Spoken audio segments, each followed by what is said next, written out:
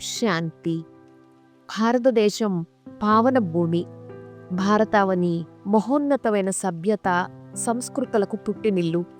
అనేక పండుగలకు నెలవు. ప్రతి పండుగ ఏదో ఒక ఆధ్యాత్మిక సందేశానికి ప్రతీక. దసరా పండుగ ఆయా ప్రాంతాల్లో భిన్న భిన్న సాంప్రదాయాలతో జరుపుకుంటారు. దక్షిణ భారతదేశంలో అమ్మవారిని రోజుకొక విశేషమైన శక్తి అలంకారంలో పూజిస్తారు. 9వ రోజు అమ్మవారు మహిషాసురుడిపై విజయం పొందిన దానికి ప్రతీకగా 10వ రోజు విజయదశమి ఘనంగా నిర్వహిస్తారు. ఉత్తర భారతదేశంలో దసరా రామ్ లీలా ఉత్సవాల పేరుతో ఎంతో అట్టహాసంగా చేస్తారు. శ్రీరామ వనవాసంతో మొదలై రావణుడిని తగలబెట్టడంతో దసరా పండుగ పూర్తవుతుంది. ఇది అందరికీ తెలిసిందే. ఇక అసలు విషయంలోకి వస్తే రావణాసురుణ్ణి తగలబెడుతూనే ప్రతి సంవత్సరం ఏ ఏటికి ఆ ఏడు దిష్టిబొమ్మ ఎత్తు కూడా పెంచుతుంటారు. నిజానికి రావణ సంహారంతో రావణ రాజ్యం పూర్తయి రామరాజ్యం రావాల్సింది, రాలేదు కదా. అంటే ఇప్పుడున్నది ఏమి రాజ్యం? సాధారణంగా జీవించున్న శత్రువు దిష్టిబొమ్మనే తగలబెడతారు, మరణించిన శత్రువు దిష్టిబొమ్మ తగలబెట్టరు. కానీ మనం ప్రతి సంవత్సరం రావణుడి దిష్టిబొమ్మ ఎత్తు పెంచి మరీ తగలబెడుతున్నాం.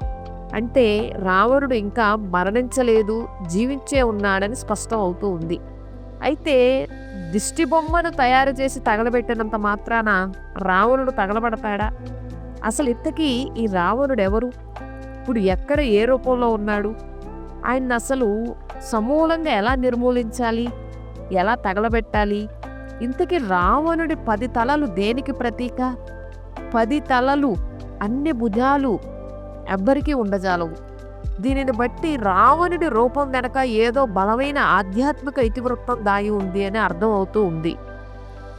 ఈ అంశాన్ని మరింత లోతుగా మనం అర్థం చేసుకునే ప్రయత్నం చేద్దాం.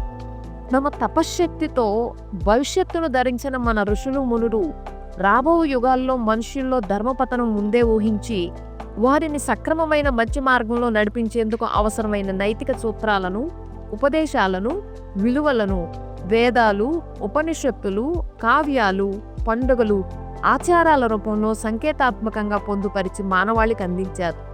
ధర్మాచరణకు సంబంధించిన నైతిక ప్రాముఖ్యత కలిగిన అంశాలను వీక్షకులకు, పాఠకులకు, శ్రోతలకు అర్థమయ్యేలాగా అద్భుతమైన రీతిలో వివరించడానికి, తెలియజేయటానికి మన రచయితలు, కవులు సాహిత్యం రూపంలో, కథా రూపంలో, చిత్రాల రూపంలో, పద్యాల రూపంలో చెప్పారు.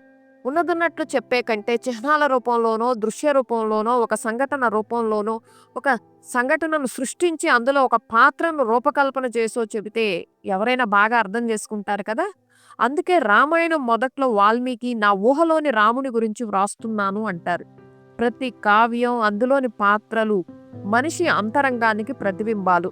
మన శాస్త్రాలు, కావ్యాల్లో రచయితలు, కవులు వర్ణించిన పాత్రలు నిరంతరం మనిషి మనస్సులో సుగుణాలు మరియు దుర్గుణాల మధ్య జరిగే మానసిక సంఘర్షణకు అద్దం పడుతున్నాయి. రాముడు సద్గుణాలకు ప్రతీక, అందుకే సుగుణాభిరాముడు అంటారు.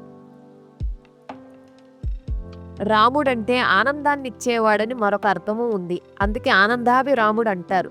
అంటే సుగుణాలు మనకు ఆనందాన్ని ఇస్తాయి. అలాగే రమణీయతీత రావణ అన్నారు, అంటే ఏడిపించేవాడని అర్థం. మనలో ఉన్న దుర్గుణాలే మన దుఃఖానికి మూలం. ఆ దుర్గుణాలనే సంకేతాత్మకంగా రావణుడి రూపంలో అభివ్యక్తం చేశారు. కాబట్టి రావణుడు అంటే దశ దుర్గుణాలకు ప్రతీక. ఆయన బయటెక్కడో లేడు, ప్రతి ఒక్కరి మనసులో విషయ వాసనల రూపంలో నివసిస్తున్నాడు. ఇప్పుడు మనం మన అంతరంగంలో ఉన్న రావణుడిపై విజయం పొందాలి. అందుకోసం మనం ఈశ్వరుని ధ్యానించాలి. ఈశ్వరుడి ద్వారానే రావణుడిపై విజయం పొందే శక్తి లభిస్తుంది. అందుకే రావణ దర్ప వినాశకలింగం అన్నారు. రావణుడి పాత్రను ఒక్కసారి గమనిస్తే రావణుడు గొప్ప విద్వాంసుడు, పండితుడు, శివభక్తుడు, వేదశాస్త్రాలన్నింటినీ అవపోసన పట్టినవాడు. అయినప్పటికీ ఆయనలో ఆధ్యాత్మిక సమగ్రత లేదు. అంటే చిత్తశుద్ధి, నిజాయితీగా ఉండటం, బలమైన నైతిక సూత్రాలు కలిగి వాటిని నిలబెట్టుకుంటంలో రాజీ పడని స్థితి. అతనిలో ఇంద్రియ లోలత్వం వలన ఆయనలోని సుగుణాలన్నీ మరుగున పడిపోయాయి. ఆయన రాజుగా, తండ్రిగా, భర్తగా తన బాధ్యతలను మరచి ధర్మ ప్రవర్తనకు విడనాడాడు. దానికి ప్రతీకగానే ఆయన తల మీద గాడిద బొమ్మ తగిలిస్తారు. అందుకే ఆయనని చరిత్రహీనుడుగానే ప్రపంచం గుర్తుపెట్టుకుంది. రావణుడితో పాటు కుంభకర్ణుడు, మేఘనాథుడు దిష్టిబొమ్మలను కూడా తగలబెడతారు. మేఘనాథుడు కఠినమైన మాటలు మాట్లాడి ఎదుటివారి మనసుకు దుఃఖపెట్టేవారికి ప్రతీక. కుంభకర్ణుడు బద్ధకం, సోమరితనం, మంచి మాటలు పెడచెవిన పెట్టేవారికి ప్రతీక. ఇది భౌతిక దృష్టికోణంతో అర్థమయ్యేది కాదు కాబట్టి మనం ఈ అంశాలను ఆధ్యాత్మిక దృష్టికోణంతో అర్థం చేసుకునే ప్రయత్నం చేద్దాం.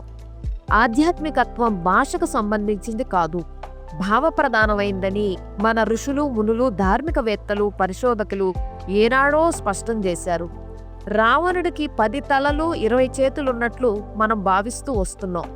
కానీ వాల్మీకి రాసిన సుందరకాండ, యుద్ధకాండ చదివినట్లయితే కవి రావణుడికి 2 చేతులు 1 తల మాత్రమే ఉన్నట్లు చూపించారు. సుందరకాండలో హనుమంతుడు సీతాదేవిని అన్వేషించడంలో భాగంగా లంకకు వెళ్ళి ఆమె ఎక్కడా కానరాక చివరికి హనుమాన్జీ డైరెక్ట్ రావణుడి మహల్లోకే ప్రవేశిస్తాడు. అది రాత్రి సమయం, రావణుడు నిద్రిస్తున్నాడు. హనుమ రావణుడి నిద్రిస్తున్న స్వరూపాన్ని చూశాడు.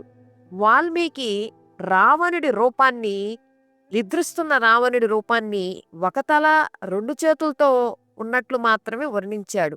తీర్థకాండలో కూడా విభీషణుడు అదిగో రావణుడు వస్తున్నాడు అని రావణుణ్ణి చూపించే సందర్భంలో కూడా రావణుడు 1 తల 2 చేతులతోనే ఉన్నాడు. ఎందుకంటే రాముడు రావణుణ్ణి ఆ పాయింట్ వరకు అంతకుముందెన్నడూ చూసి ఉండలేదు. మృత్యుశయ్య మీద కూడా కేవలం 1 తలతోనే చూపించారు. ఒక్క సీతాపహరణం సమయంలో మాత్రమే ఆయన 10 తలలు 20 చేతులు గల రాక్షస రూపంలో కనిపించినట్లు ఉంది. నిజంగా 10 తలలు రియల్ అయితే ఎప్పుడు ఉండాలి కదా, కానీ అలా లేదు. నిజంగా రావణుడికి 10 తలలు ఉన్నట్లయితే కవి కథా వస్తువు ఆదిలోనే హంసపాదంలాగా ఆగిపోవాల్సి వచ్చి ఉండేది. మనిషి మనోవికారాలకు ప్రతీకలే ఈ పాత్రలు. దశ దుర్గుణాలు అంటే కామం, కోపం, లోభం, మోహం, అహంకారం, ఈర్ష, ద్వేషం, అసూయ, శత్రుత్వం, బద్ధకం, వీటన్నిటికీ కూడా మూలం దేహభ్రాంతి. ఆత్మజ్ఞాన ప్రాప్తితోనే ఈ దేహభ్రాంతి నశిస్తుంది. ఆ జ్ఞానం సచ్చిత్ ఆనంద సాగరుడైన జ్యోతిర్లింగ స్వరూప శివ పరమాత్మ నుంచి మాత్రమే లభిస్తుంది. దానికి ప్రతీకగానే రాముడు కూడా రావణుడిపై విజయం పొందేందుకు అవసరమైన శక్తిని శివ జ్యోతిర్లింగ స్వరూపాన్ని పూజించే పొందాడు. చివరిగా సారాంశం ఏమంటే, మనిషి ఎన్ని చదువులు చదివినా, ఎన్ని శాస్త్రాలు గ్రంథాలు పఠించినా, అధ్యయనం చేసినా ఆచరణ శక్తి లేకపోతే, విషయవాంఛలకు లోబడితే రావణుడిలాగా పతనం అవుతారన్నది ఈ కథనం మనుషులకిచ్చే సందేశం. మనలో ఉన్న ఆ దశ వికారాదులను స్థూలాగ్నితో తగలబెట్టలేం. శివపరమాత్ముని యోగాగ్ని ద్వారానే మనలో ఆ నెగిటివ్ క్వాలిటీస్పై విజయం పొందగలిగే శక్తిని పొందుతాం. ఇదే నిజంగా రావణుడిని తగలబెట్టడం. ఇదే నిజమైన విజయదశమి. దసరా చెడు మీద మచ్చు సాధించిన విజయానికి ప్రతీక. మనిషి తన అంతరాత్మను శుద్ధి చేసుకునేందుకు, వేళ్ళూనుకున్న దురలవాట్లు, బలహీనతలను వదిలించుకునేందుకు చేసే ఆధ్యాత్మిక ధ్యాన సాధన ప్రక్రియలే ఈ పండుగలు. ఇదే నిజమైన దసరా పండగ జరుపుకునే విధానం. ఓం శాంతి. అందరికీ విజయదశమి శుభాకాంక్షలు.